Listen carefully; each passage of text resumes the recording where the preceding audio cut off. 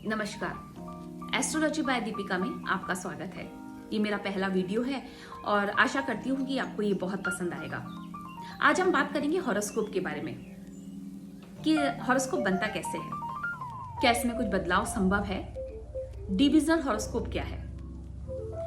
चलिए शुरुआत करते हैं। मैं आपको बहुत सिंप्लीफाई तरीके से समझाने की कोशिश करती हूँ ताकि आपको सुनने में भी मजा आएगा और समझ में भी आएगा।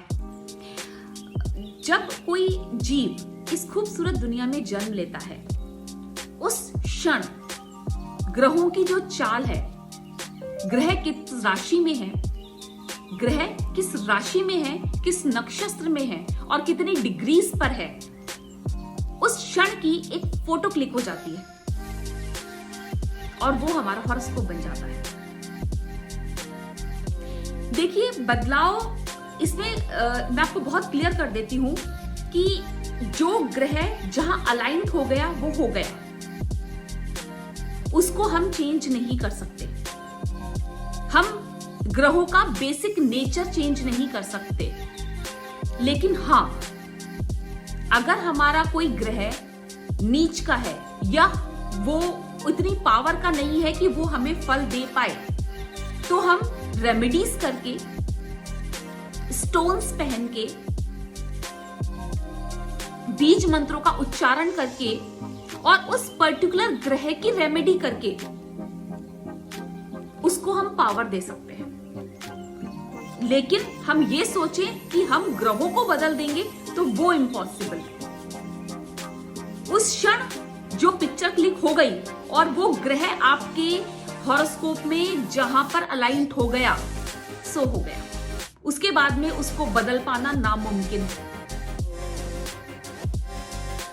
डिविजनल हॉरोस्कोप को 16 वर्ग चार्टों में बांटा गया है, जैसे आपके माता पिता, संतान, शिक्षा, व्यवसाय, पति या पत्नी वगैरह वगैरह। हमको जब उस किसी हाउस का सूक्ष्म अध्ययन करना होता है तो हम इस 16 वर्क चार्ट में से उस चार्ट का जो उस पर्टिकुलर हाउस का चार्ट है उसकी हम हेल्प लेते हैं। जैसे कि हमको व्यवसाय के बारे में जानना है तो हम 16 वर्क चार्ट में से एक है दशमांश, या हमको आपके व्यवसाय या काम के बारे में या आपके जॉब के बारे में या उस पर्टिकुलर चीज के बारे में, हमको आपके काम से रिलेटेड किसी चीज के बारे में जानना है तो हमको दशमांश की हेल्प लेनी होगी, वो उसका सूक्ष्म अध्ययन करना होगा। Micro study of that house, आप इसको कुछ इस तरीके से समझिए। उस हाउस का सूक्ष्म अध्ययन करना।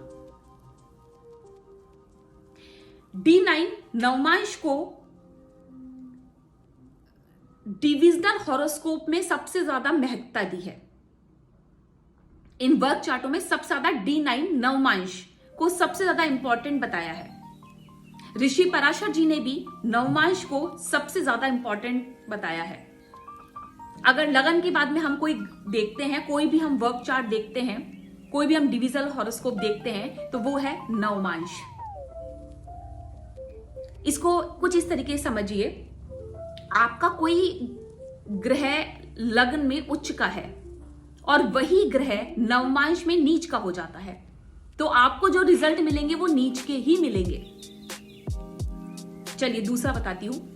कोई राजयोग अगर आपके लग्न कुंडली में राजयोग बन रहा है और वही राजयोग नवमांश में कमजोर हो गया है, आपको उस राजयोग का फल तो मिलेगा, 100% मिलेगा, लेकिन क्योंकि वो लग्न में तो राजयोग अच्छा बन रहा है, नवमांश में आते आते वो राजयोग कमजोर हो गया है तो आपको उसका रिजल्ट कम मिलेगा